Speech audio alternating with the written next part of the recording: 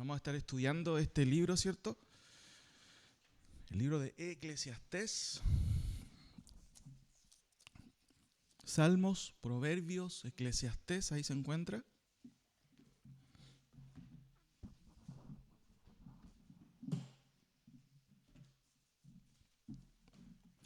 Y en esta ocasión vamos a hacer solamente una introducción, ¿cierto?, a este libro, para entender de qué se trata. El libro de Eclesiastés. Vamos a tomar solamente los primeros versículos del 1 al 3. Si me acompañan, ¿cierto?, podemos leerlo todos. ¿Lo tienen ya, cierto?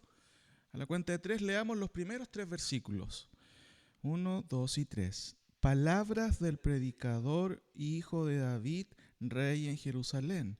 Vanidad de vanidades, dijo el predicador, vanidad de vanidades, todo es vanidad.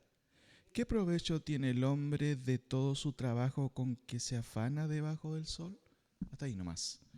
Como les dije, en esta tarde quiero hacer una introducción a este libro, que es muy interesante, y de hecho quiero introducirles con algunas ideas generales de este libro y que nos van a ayudar, por supuesto, a ver varias cosas. ¿Qué es el libro de Eclesiastés, cierto? El título hebreo para este libro es Coelet. Si alguna vez escuchan esta palabra, se refiere a Eclesiastés.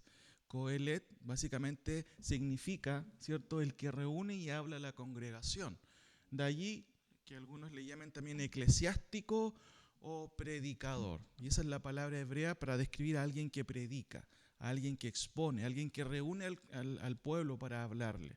¿Ya? Coelet, no se olviden. A veces se traduce, ¿cierto?, de esa manera, quizás en las versiones más modernas, pero básicamente conocemos también este libro como Eclesiastés. Otra pregunta también que quiero responder tiene que ver con esto. ¿De qué se trata Eclesiastés? Bueno, algunas cosas que quiero mencionar ahí que nos pueden ayudar. Se trata de la realidad debajo del sol, y esta es una expresión que usa el autor, Coelet, ¿cierto?, para explicar lo que hay debajo de esta vida. O sea, debajo, en este caso, es como una antítesis a lo que está arriba del sol, ¿cierto? La expresión debajo del sol habla sobre la vida misma, sobre lo que él observó. De hecho, el autor, Coelet, ¿cierto?, que es dice el versículo 2 o el 1, palabras del predicador, hijo de David, rey en Jerusalén, ¿cierto? Salomón, a él se adjudica este escrito. Es justamente el autor que observa la vida, cómo funciona la vida, cómo funcionan las relaciones debajo del sol, y él va a escribir en torno a eso. Con habitualidad, a veces las sectas también usan este libro para argumentar o sustentar algunas ideas que no tienen mucho sostén. Por ejemplo, es típico que los testigos de Jehová usen el versículo 5 del capítulo 9 para señalar que después de la muerte no hay vida, o que en realidad, ¿cierto?, está esta idea del aniquilacionismo, que todo se aniquila. El versículo dice, porque los que viven saben que han de morir, pero los muertos no saben nada, ni tienen más paga porque su memoria es puesta en olvido. Es típico que los testigos de Jehová usen este versículo para tergiversar un poco el sentido, ignorando el género de este escrito y el propósito, obviamente, del autor.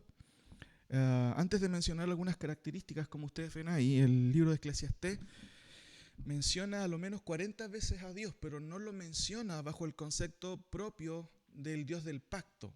Y el término que de una u otra manera conocen los hebreos para darse cuenta de que el Dios del pacto, ¿cierto?, tiene una relación con su pueblo, es el término Jehová, ¿ya?, que se traduce de esa manera en nuestras versiones. El término que usa Eclesiastés en todo el libro es Elohim, que también es otro concepto para referirse a Dios, pero enfatiza la idea del Dios todopoderoso como el Dios creador.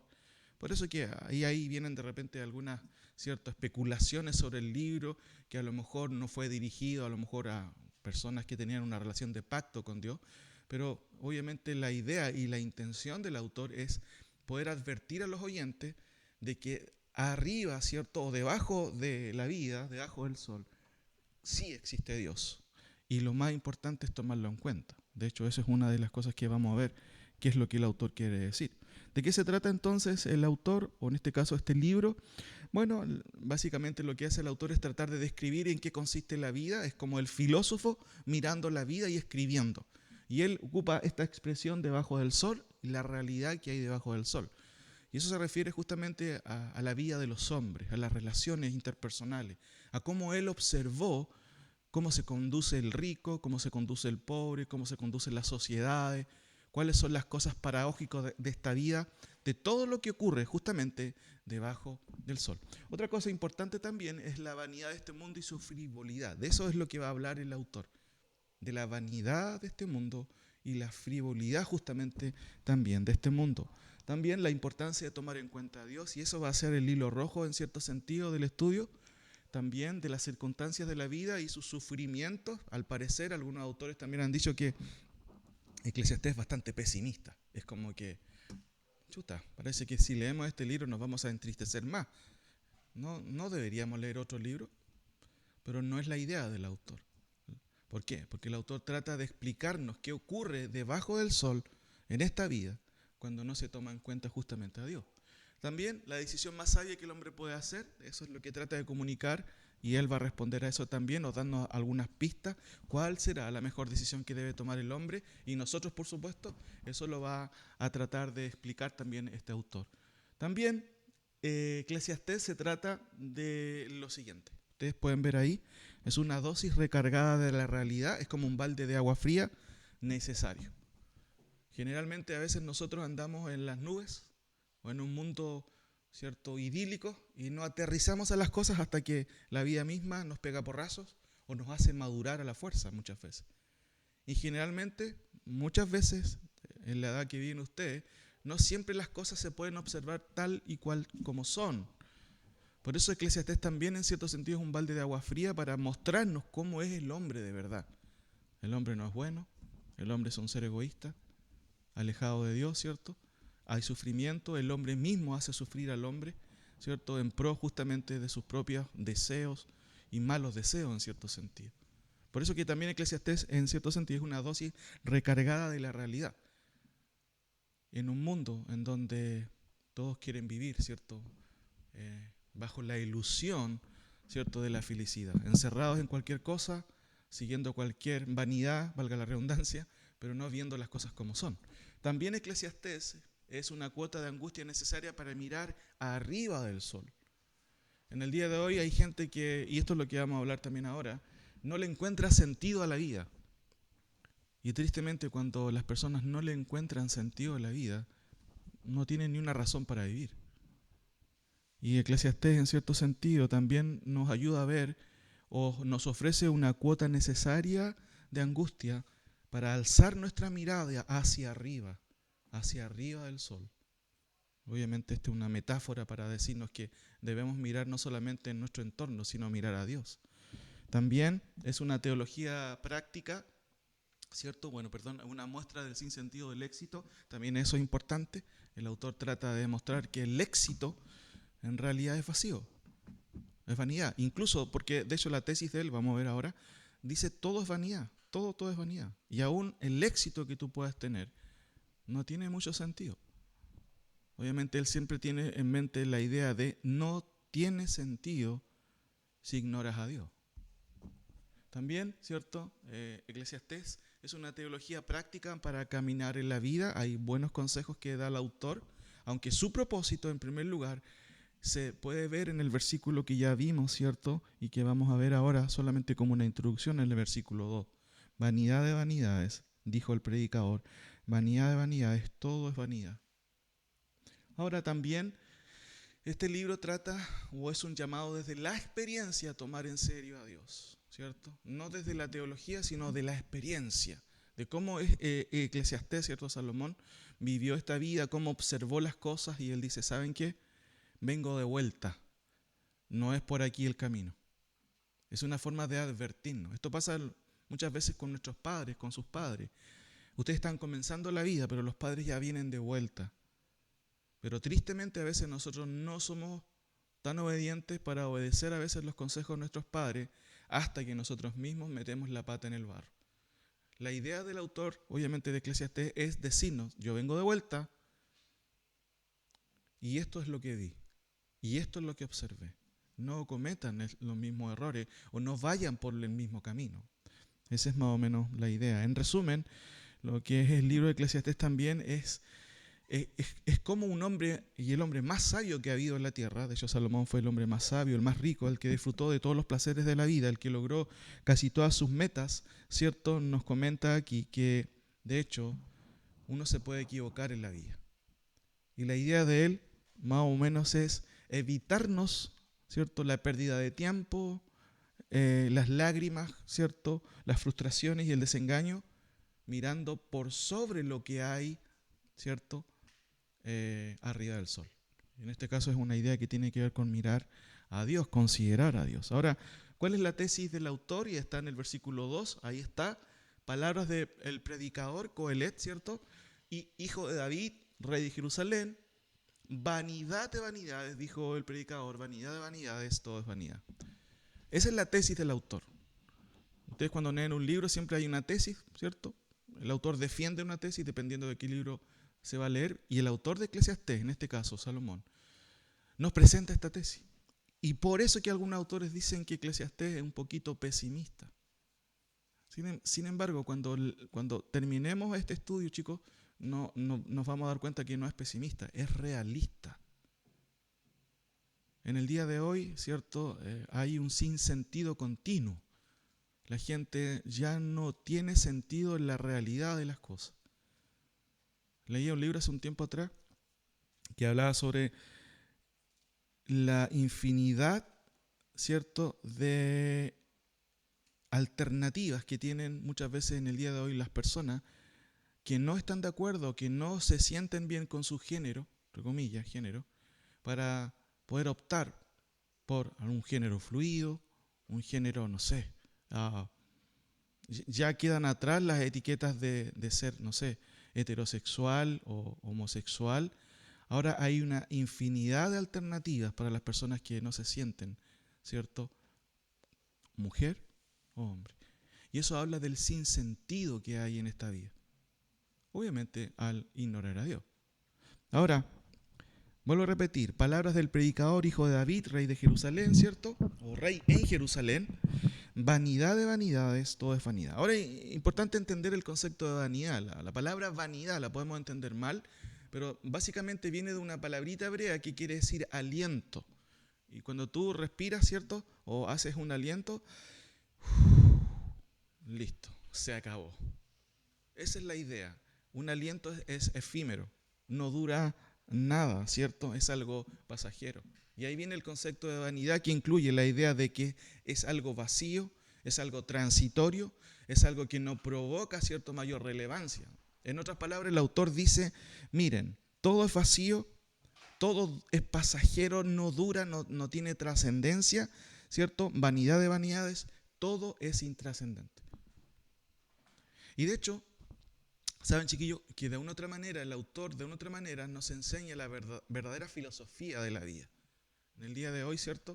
Ustedes van a encontrarse, a lo mejor, no sé si tienen clase de filosofía, el otro día conversaba con Josué sobre sus clases de filosofía, y aquí hay una pregunta que hace el autor que debería responder todo filósofo, y que tristemente no la responde bien. ¿Por qué? Porque los filósofos generalmente son ateos, son humanistas, y no tienen en la ecuación, ¿cierto?, la realidad trascendente que hay después de esta vida. Ahora, yo en esta tarde quiero hacer una introducción para que entiendan un poquito cuál es la idea del autor. Recuerden cómo se llama el autor, ya lo sabemos, hijo de David, rey de Jerusalén, ¿cierto? Todos los autores teólogos consideran que es Salomón el autor. ¿Cuál es la tesis? La tesis es que todo es vanidad, ¿cierto? Y la idea de vanidad, no lo olviden, tiene que ver con algo que es intrascendente, que alguien que no, ¿cierto?, dura mucho, que es algo vacío, insatisfactorio, como el aliento propio de nuestro respirar, que dura, ¿cierto?, la nada misma. Ahora, si no leemos lo que sigue a continuación y lo que va a decir el autor durante todo el libro, pudiéramos decir, chuta, Coelec está súper mal, tiene depresión a lo mejor, porque ¿cómo puede ser tan pesimista? Vuelvo a repetir. La idea de este autor, ¿cierto? Quizás me estoy adelantando a eso, Todo es vanidad, todo es vacío cuando ignoras a Dios en tu vida. Ahora, miren un poquito, y esto es importante, en términos generales, el sinsentido es algo que la mayoría de los filósofos en este mundo ha podido, ¿cierto?, constatar.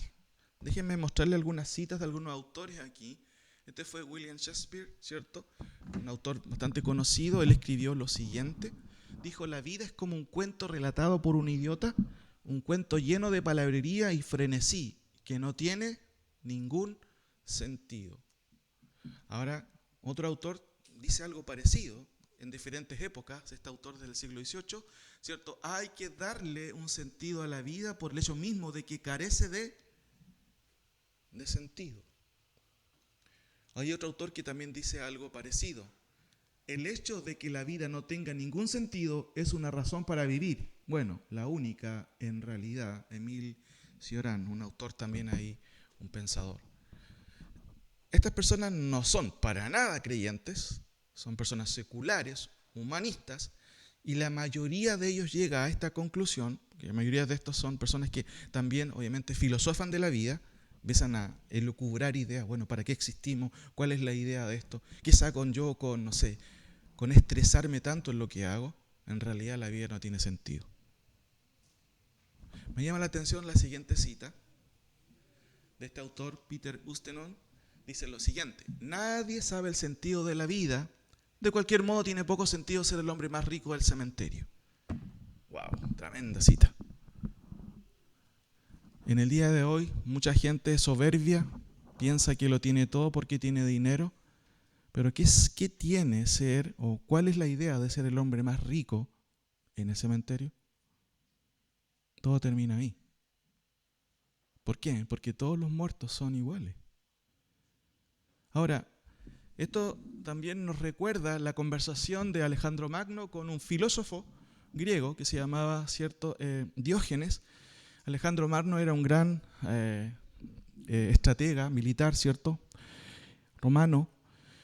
Y él, de vuelta de sus triunfos, de uno de sus triunfos, vio a este filósofo que se llamaba Diógenes. A continuación les muestro la imagen, ahí hay una pequeña ilustración, conversando con este filósofo, y dice la historia que él le dijo: quítate, me estás quitando el sol. En este caso, él estaba haciendo sombra. Pero en otra ocasión, según algunos autores, Alejandro Magno le pregunta, ¿cierto?, a Diógenes, que era un filósofo, y esta es la pregunta que todos los filósofos deberían responder. Acuérdense, cuando tengan clase de filosofía, muy interesante, que no responden, de hecho, de manera correcta. Alejandro Magno le dice en otra ocasión a Diógenes: ¿qué estás haciendo ahí? Y él estaba tirado y le responde lo siguiente: mira, estoy tratando de buscar los huesos de tu padre. ¿A quién le dice eso? Alejandro Magno. Pero no puedo distinguirlo de los huesos de los esclavos. ¿Entienden la idea? El padre de Alejandro Magno, por supuesto, también había sido rey, un poderoso en su momento. Pero Diógenes, por medio de esa expresión, le dice: mira, estoy buscando los huesos de tu padre, pero no los puedo distinguir de los huesos de los esclavos. ¿Qué hay después de esta vida? ¿O no hay nada? ¿O todo es sin sentido? Y eso, de una otra manera, es lo que nos hace pensar el autor. Y aquí viene la pregunta con la cual quiero reflexionar sobre lo que quiero hacer en esta ocasión, y quizás esta es una introducción para meternos en este libro tan interesante. Noten el versículo 3. Después de que el autor dice: todo es vanidad, todo es vacío, todo es intrascendente, ¿cierto? Y noten cómo lo dice: vanidad de vanidades, repitiendo. Generalmente los autores hebreos, cuando quieren enfatizar algo, repiten varias veces. Noten cuántas veces se repite la palabra vanidad. Vanidad de vanidades, dijo el predicador. Vanidad de vanidades. Todo es vanidad. Y aquí viene la pregunta clave, y con esto quiero quedarme. ¿Qué provecho tiene el hombre de todo su trabajo con que se afana debajo del sol? ¿Cuál es la idea del autor?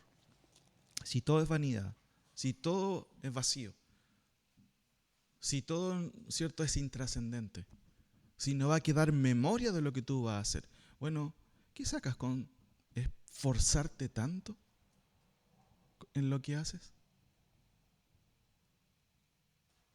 Y todos nosotros tenemos que responder a esa pregunta, obviamente teniendo el conocimiento, obviamente de la palabra de Dios, deberíamos responderlo de otra manera.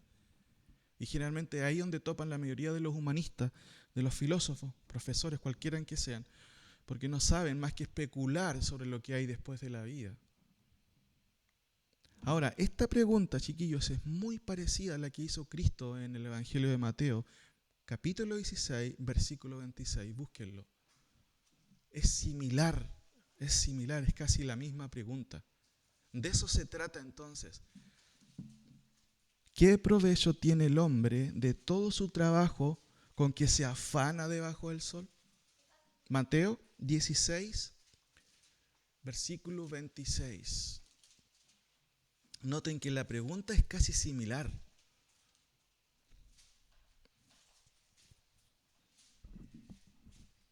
Mateo 16, 26. Una pregunta que Jesús vuelve a replicar, ¿cierto? Y también nos recuerda justamente a esta pregunta filosófica, si se puede decir, de Eclesiastés, que en algún momento se preguntó, bueno, ¿y qué sacamos con afanarnos en lo que hacemos? ¿Tiene algún sentido? Mateo 16, 26 entonces dice lo siguiente. Noten el versículo 24. Entonces Jesús dijo a sus discípulos, si alguno quiere venir en pos de mí, bueno, niéguese a sí mismo y tome su cruz y sígame, porque todo el que quiera salvar su vida, bueno, la va a perder, y todo el que pierda su vida por causa de mí, la hallará. Porque, ¿qué aprovechará el hombre si se enfoca solo en este mundo? Esa es como la idea, y finalmente pierde su alma. ¿O qué recompensa dará el hombre frente al trono de Dios para decir, Señor, sálvame? Esa es la idea. Y saben que Eclesiastés en cierto sentido está diciendo lo mismo. ¿Qué saca el hombre con afanarse en esta vida? Y una buena pregunta para ti, si tú tienes meta, es bueno, pero ¿cuáles son las motivaciones de esas metas? ¿Ganar dinero? Muchos de ustedes seguramente están estudiando, van a entrar a la universidad. ¿Y cuál es la meta? De sacar una carrera, de estudiar. ¿Ser rico en este mundo? Por eso que el autor de Eclesiastés nos ayuda a entender, cuidado con las falsas ilusiones. Todo es vanidad, todo es intrascendente. Pero todo es intrascendente, y aquí está el mensaje, y me adelanto un poquito, cuando tú no tomas en cuenta lo que Dios ha dicho. Fíjense que en Mateo el contexto está diciendo, si alguno quiere venir en pos de mí, ¿cierto? Niéguese a sí mismo, tome su cruz y sígame. Y aquí está la explicación. Porque todo el que quiera salvar su vida, esto es muy interesante, porque todo el que quiera salvar su vida la perderá. ¿Cómo gana el cristiano? El cristiano gana perdiendo. Eso es totalmente opuesto, chicos, a cómo el mundo describe el ganar. El creyente gana perdiendo. Después dice Jesucristo, y todo el que pierda su vida por causa de mí, la va a hallar. ¿Qué significa eso? Cuando tú y cuando nosotros entendemos los propósitos de Dios, ¿cierto? Entonces, el llamado es tomar en cuenta a Dios en la vida. La forma de ganar no es poniéndote tú en primer lugar y hacer lo que quieras en esta vida. Eclesiastés dice, bueno, ¿qué saca el hombre con afanarse en lo que va a hacer, en lo que va a trabajar? Literalmente el texto dice, ¿qué provecho tiene el hombre de todo su trabajo con que se afana debajo del sol? Una buena pregunta, ¿cierto?, actualizada sería, ¿qué sacas con afanarte en cosas que no tienen relevancia en esta vida, ignorando a Dios en tu vida como el dador de la misma? Y ese es el punto en cierto sentido, chicos. Puedes pasar toda la vida haciendo lo que te gusta o logrando lo que quieres hacer, ¿cierto? Pero de la misma manera que Diógenes le decía a Alejandro Magno, ¿cierto? Tus huesos finalmente no tendrán mucho honor en el día de tu muerte si no consideras a Cristo, quien dijo, yo soy la resurrección y la vida. El que cree en mí, aunque esté muerto, ¿se acuerdan? Vivirá. Eso es lo que no pueden responder los filósofos y este mundo. Es la pregunta justamente que nosotros podemos responder a la luz de la palabra del Señor. ¿Qué saca el hombre con afanarse en este mundo? Y el problema no es afanarse. De hecho, en el Nuevo Testamento, Jesucristo dice que no debemos afanarnos. Eso no significa no hacer nada en este mundo. Ser flojo, por ejemplo. No. Significa que es importantísimo y relevante, chiquillos, considerar a Dios en todo lo que haces. Porque si no lo consideras, va a llegar un momento en tu vida en que no vas a encontrar el sentido a tu vida. ¿Para qué hago esto? Y eso es la tesis del autor de Eclesiastés. Recuerden, todo es vanidad, ¿cierto? Como dice el autor Eclesiastés en su libro. Mire, volvamos ahí por un momento. Estoy terminando ya. Proverbios, Salmos, Proverbios, Eclesiastés. Palabras del predicador, hijo de David, rey en Jerusalén. Vanidad de vanidades. Dijo el predicador, vanidad de vanidades, todo es vanidad. Y lo que sigue a continuación es la argumentación de por qué él piensa que todo es vanidad. Vamos a verlo después. En esta ocasión solamente quiero hacer una introducción. ¿Qué provecho tiene el hombre entonces de todo su trabajo con que se afana debajo del sol? Bueno, el hombre que ignora a Dios y se afana en esta vida no va a ganar nada. No va a perder nada. Por otro lado, el único, ¿cierto?, que pudo responder a la pregunta, ¿cierto?, trascendente muchas veces o realmente filosófica de la vida, bueno, ¿qué pasa después de la vida? Acuérdense, muy interesante la expresión que decía este autor, ¿cierto?, que acabo de citar, checoslovaco, que decía, bueno, la vida no tiene sentido y de hecho, ¿qué sentido tiene ser el hombre más rico en el cementerio? No tiene ningún sentido. Pero no olvidar, Jesucristo dijo, yo soy la resurrección y la vida. El que esté muerto, ¿cierto? El que cree en mí, aunque esté muerto, va a vivir. Esa declaración, ¿cierto? Por un lado, no la entienden muchas veces este mundo, los filósofos de este mundo, la gente que tiene una mirada corta, pero nosotros, chicos, tenemos una mirada más allá de esta vida. Recuerden, la tesis es, todo es vanidad, pero cuando ignoras a Dios en esta vida. El llamado es, no se te ocurra dejar de lado a Dios. No vas a llegar a ningún lado. Oremos. Señor, te doy gracias por tu palabra, te damos gracias por este hombre que vivió hace muchos años atrás, que se dio cuenta de la vanidad de la vida, que se dio cuenta de que ignorarte como creador es lo más ingenuo que puede haber. Ayuda a los chicos, Señor, a todos nosotros en general, a que podamos considerarte en todos nuestros caminos. No hay alguien que pueda responder a esta pregunta ignorando tu voluntad. ¿Qué sucede después de la vida? ¿Qué pasa después cuando morimos? El sinsentido de los hombres siempre ha estado presente, desde Salomón, pasando por los grandes filósofos, los grandes poetas. Sin embargo, la mayoría de ellos erró en su percepción por haber ignorado lo que Cristo había dicho y lo que Cristo hizo. No hay otro Padre que nos puede dar una trascendencia en esta vida, en una vida de vacíos, de vanidades, más que tu palabra, más que tu evangelio. Muchas gracias, Señor, por este tiempo de poder reflexionar. Ayúdanos en este proceso también de estudiar este precioso libro, a poder entender de que Salomón es alguien que viene de vuelta, pero que también ha reflexionado sobre lo más importante de esta vida, que es tomar en cuenta a Dios en nuestra vida. En el nombre de Jesús. Amén. Cantemos otro corito, chicos.